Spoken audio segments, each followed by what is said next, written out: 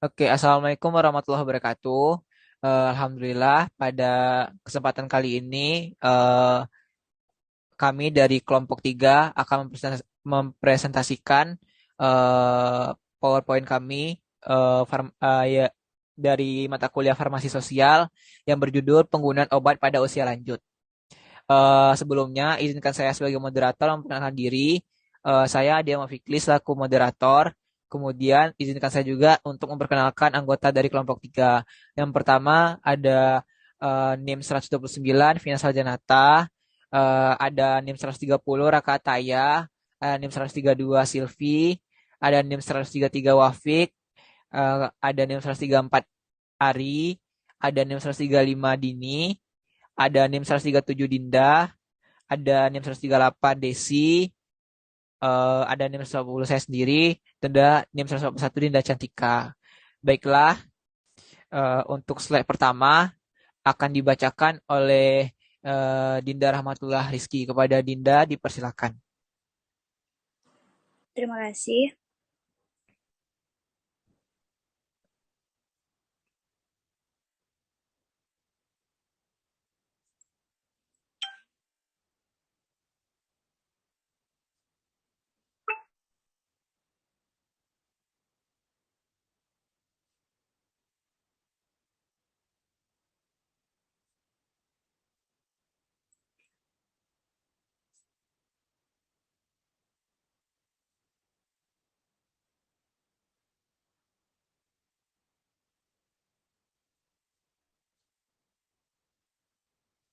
Apa itu lansia? Menurut Peraturan Pemerintah Republik Indonesia Nomor 43 Tahun 2004, lansia atau lanjut usia adalah seseorang yang telah mencapai usia 60 tahun ke atas. Pada usia ini terjadi penurunan fungsi organ, fisiologis, penurunan pengetahuan kognitif, dan penurunan psikologis, yang dapat menyebabkan komplikasi penyakit sehingga menyebabkan lansia menerima obat dalam jumlah yang banyak dan dapat mengakibatkan permasalahan dalam mengkonsumsi obat. Penurunan fungsional tubuh ini menyebabkan komplikasi penyakit mulai dari penyakit akut hingga penyakit kronis seperti hipertensi, diabetes, cardiovascular disease, stroke, dan lain-lain. Komplikasi penyakit dapat menyebabkan pasien lansia menerima obat dalam jumlah yang banyak, kadang lebih dari 5 jenis obat, dalam sekali terapi atau yang biasa disebut dengan polifarmasi. Hal tersebut berpotensi menimbulkan permasalahan dalam ketidakpatuhan konsumsi obat yang dapat menurunkan kualitas hidup lansia. Penurunan fisiologis, kognitif, dan psikologis juga dapat menyebabkan kesalahpahaman dalam penggunaan obat.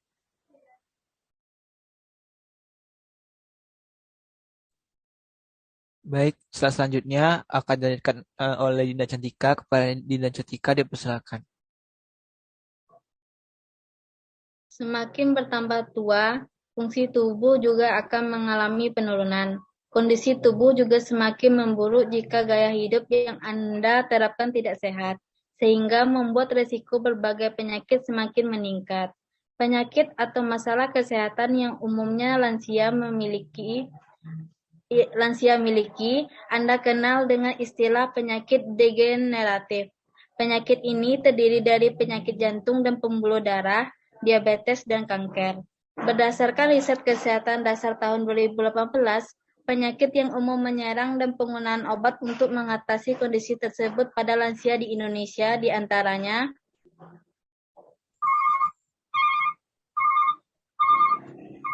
1. Hipertensi, 2.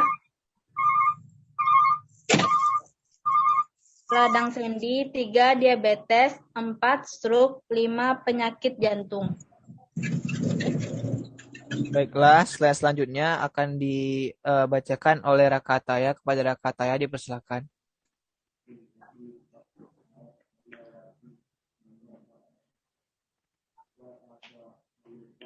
Yang pertama yaitu hipertensi.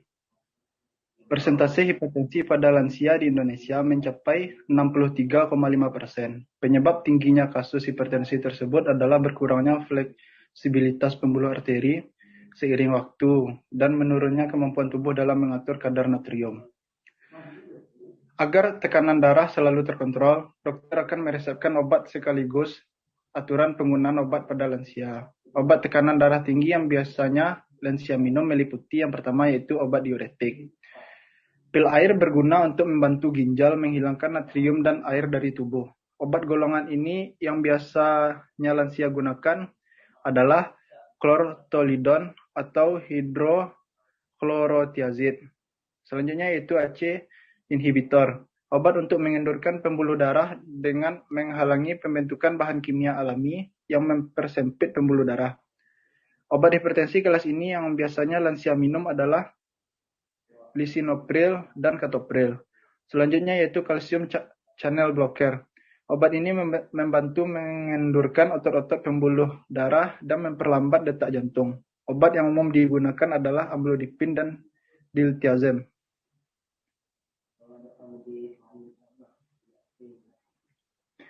Yang kedua yaitu radang sendi. Peradangan pada sendi atau lutut, yakni rematik dan osteoartritis, juga menjadi penyakit yang umum menyerang lansia, dengan presentasi sebesar 18%. Penyebab rematik pada lansia tidak diketahui secara pasti, tapi kondisi ini melibatkan sistem imun yang menyerang selaput keras yang membungkus lapisan sendi. Sementara penyebab osteoartritis adalah kerusakan pada tulang rawan yang ada pada sendi, yang menimbulkan rasa nyeri akibat gesekan langsung antar tulang. Penggunaan obat untuk mengatasi masalah kesehatan pada lansia ini meliputi yang pertama yaitu obat pereda nyeri, seperti acetaminophen atau ibuprofen, yang boleh lansia minum ketika gejala muncul. Yang kedua yaitu obat kortikosteroid untuk mengurangi peradangan dan menekan sistem imun, seperti prednison dan kortison. Kortikosteroid bisa berbentuk pil maupun cairan yang dokter berikan lewat suntikan. Baiklah, saat berikutnya akan dibacakan oleh Ramadini. Kepada Dini dipersilakan. Baiklah, selanjutnya yang ketiga ada diabetes. Selain tekanan darah yang tinggi, lansia juga kerap kali mengalami kadar gula darah yang tinggi. Jika tubuh sudah kesulitan dalam mengatur kadar gula darah, ini merupakan penyakit diabetes. Di Indonesia, lansia pengidap diabetes kasusnya mencapai 5,7%. Biasanya, kondisi ini terjadi akibat keseringan mengkonsumsi makanan tinggi gula. Selain mengubah gaya hidup jadi lebih sehat, penggunaan obat pada lansia juga diperlukan untuk mengelola gejala diabetes.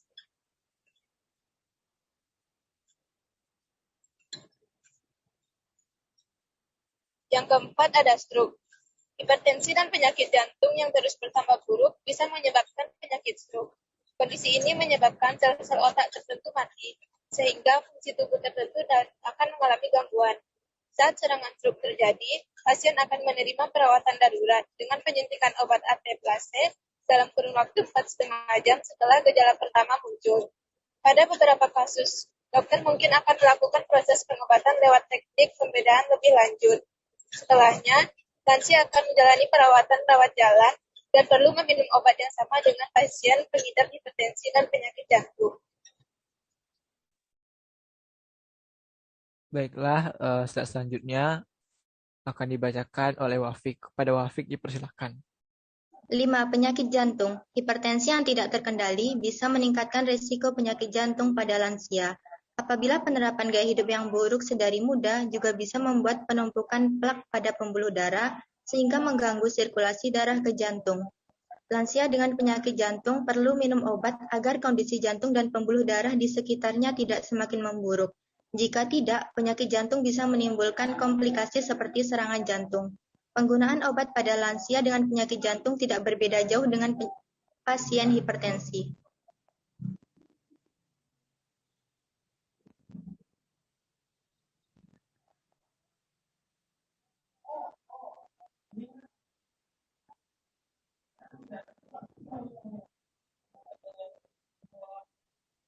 Lanjut, Wafik. Ada beberapa obat penyakit jantung tambahan seperti yang pertama antikoagulan, obat yang berfungsi untuk mencegah terjadinya penggumpalan darah, contohnya obat heparin atau warfarin. Kedua, antiplatelet, obat ini bertugas untuk mencegah trombosit darah saling menempel, contohnya clopidogrel, dipiridamol, dan prasugrel. Ketiga, beta blocker. Obatnya dapat mengatur ritme jantung kembali normal, contohnya bisoprolol atau acebutolol. Keempat, obat penurun kolesterol. Kolesterol tinggi menyebabkan plak pada jantung terus terbentuk, sehingga dokter akan meresepkan obat ini pada pasien penyakit jantung. Contoh obatnya adalah simvastatin atau fluvastatin. Baiklah, selanjutnya akan dibacakan oleh Vina Sarianata. Kepada Vina dipersilahkan. Selanjutnya, panduan penggunaan obat pada lansia. Yang pertama, awasi lansia ketika minum obat. Jangan biarkan lansia minum obat sendiri, karena tindakan ini bisa sangat berisiko. Sebagai contoh, lansia salah membaca dosis obat sehingga takarannya tidak sesuai, atau lupa minum obat karena sudah pikun. Kelebihan atau kekurangan dosis dapat membuat obat itu tidak bekerja efektif. Bisa jadi menimbulkan efek samping yang membahayakan jiwa. Oleh karena itu, keberadaan Anda sebagai anggota keluarga dalam merawat lansia atau perawat lain lansia sangat dibutuhkan. Agar tidak lupa, Anda bisa mengandalkan aplikasi ponsel membuat jadwal minum obat sekaligus pengingat. Selain itu, keberadaan Anda sebagai pengawas juga dapat mencegah lansia berhenti minum obat tanpa sepengetahuan dokter atau pembaginya dengan orang lain.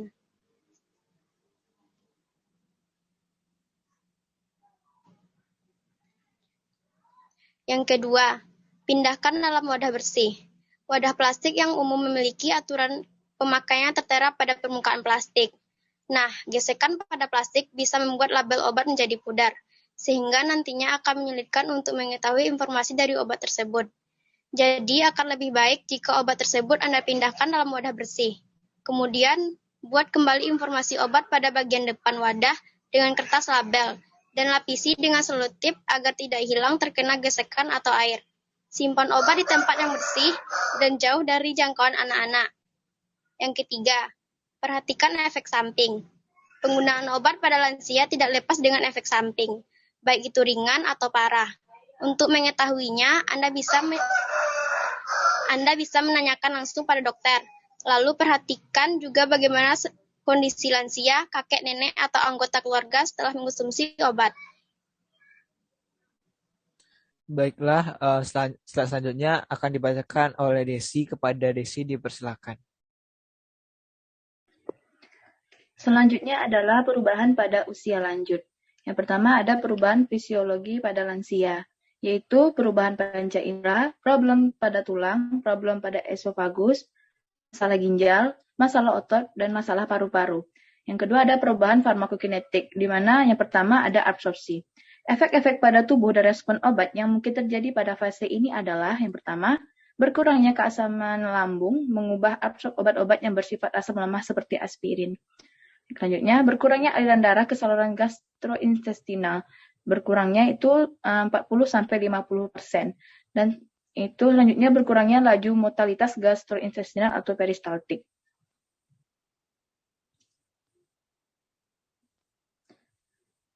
Yang kedua ada distribusi. Efek-efek pada tubuh dan respon obat yang mungkin terjadi pada fase ini adalah yang pertama, akibat berkurangnya air pada orang lanjut usia, obat-obat yang larut dalam air akan lebih berkonsentrasi pekat.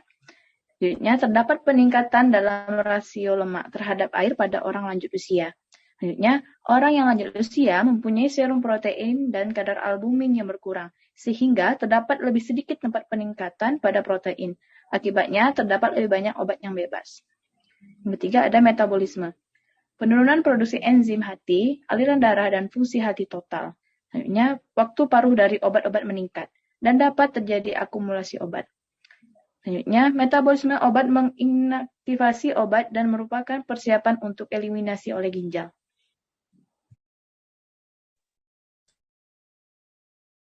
Baiklah, selanjutnya akan dibacakan oleh Silvi. Kepada Silvi dipersilahkan. Baiklah, selanjutnya 4. Sekresi obat. Efek-efek pada tubuh dan respon obat yang mungkin terjadi pada fase ini adalah penurunan aliran darah ginjal dan penurunan laju filtrasi glomerulus sebanyak 40-50%. Dengan adanya penurunan sekresi obat dan terjadi akumulasi obat. Toksisitas obat harus dinilai terus-menerus selama pasien menerima pengobatan.